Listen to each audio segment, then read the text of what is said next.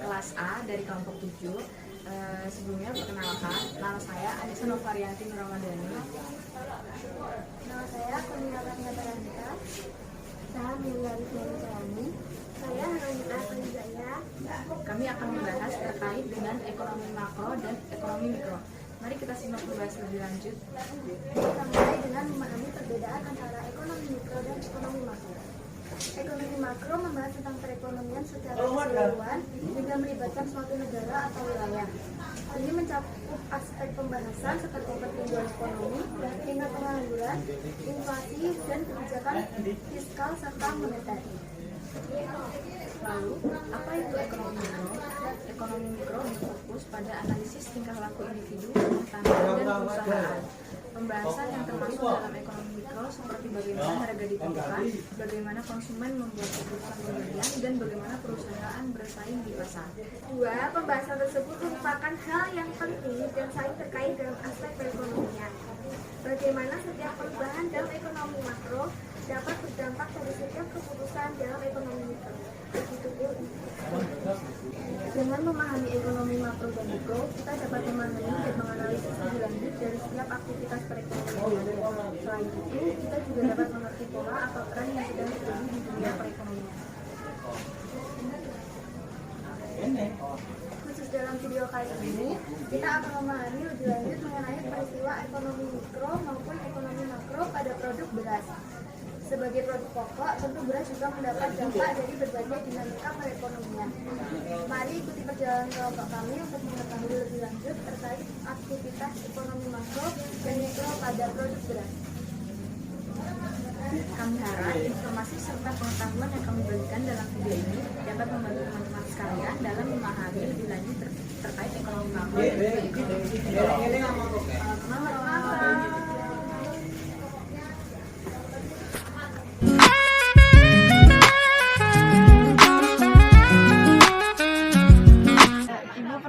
Selamat pagi, selamat siang. Sambil guyon dari UMY. Ya. Buat mau untuk tugas ya. Boleh. Izin nanya-nanya. Boleh. Ibu kan ada jualan beras nih, Bu. Ya. Saya mau tanya, beras yang paling laris di pasaran tuh apa sih, Bu? Kalau di pasar Gampeng, beras yang paling laris itu biasanya beras jenis C4. C4. Ya, C4 biasa, harganya standar. Nggak terlalu mahal dan nggak terlalu murah, rasanya juga pula bisa tambahin. Berapa, Bu, kalau boleh tahu? Kalau harga jualnya itu kalau standar harga 14.000, tapi karena berhubung baru ada operasi pasar jadi turun harga menjadi 13.000. Dapat subsidi Ya. Kalau boleh tahu, Bu, kenapa beras merek itu tuh bisa yang paling laris di pasaran? Yo karena tadi rasanya lebih enak, kualitasnya terjaga, dan harganya terjangkau. Apakah pernah terjadi penurunan permintaan dari beras itu, Bu? Pernah, kalau pas ada musim bantuan turun, satu. Kalau dua, pas kalau musim tanggal tua kan gajinya ya tua. Dah biasanya itu aja. Kalau persaingan merek lain gitu, Bu? Enggak terlalu sih. Kalau sini kan merek tergantung jenis bagor aja, kantongnya aja. Kalau kualitas beras hampir sama, beras satu dan lainnya. Oh iya, Bu. Misal ada merek lain nggak, Bu, yang buat pengganti beras itu yang sama harganya nggak jauh beda, terus rasanya juga nggak jauh beda? Kalau kualitas beras itu hampir sama, harga kan standar. Harga misalnya 14.000, nanti biarpun mereknya lain, harga sama itu bisa. Cuma merek yang lain itu yang cuma merek kantongnya saja. Contohnya, Bu? Contohnya kalau ini kan berasnya merek yang SV, nanti hampir sama dengan merek yang bagor yang kantong harga Raja Biru. Itu harganya sama, bisa jual harga 13.000. Tapi merek kantongnya lain. Terus boleh?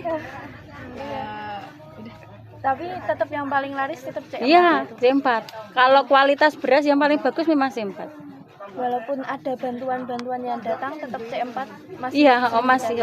Nek di daerah sini masih C4. Tapi yang Raja Biru kayak gitu tetap ada. Ada.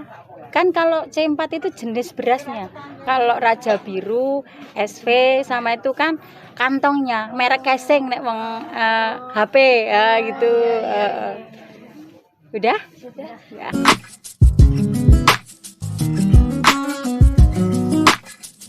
Wawancara yang kami lakukan dapat disimpulkan mengenai ekonomi mikro dan makro dalam aktivitas jual beli beras di pasar Gandring. Beras yang laris di pasaran adalah beras jenis C4. Hal ini karena beras tersebut memiliki harga yang terbilang terjangkau dan juga tekstur beras yang dihasilkan tulen. Tetapi baru-baru ini harga beras mengalami penurunan harga dikarenakan adanya operasi pasar. Hal ini termasuk dalam salah satu peristiwa ekonomi mikro. Penurunan permintaan kerap terjadi saat masa turunnya bantuan dari pemerintah, terlebih lagi menjelang situasi pemilu saat ini. Kondisi ini dapat diidentifikasikan menjadi ekonomi makro. Kualitas jenis beras yang ada di pasaran cenderung sama, sehingga masyarakat tidak akan kesulitan dalam mencari beras pengganti.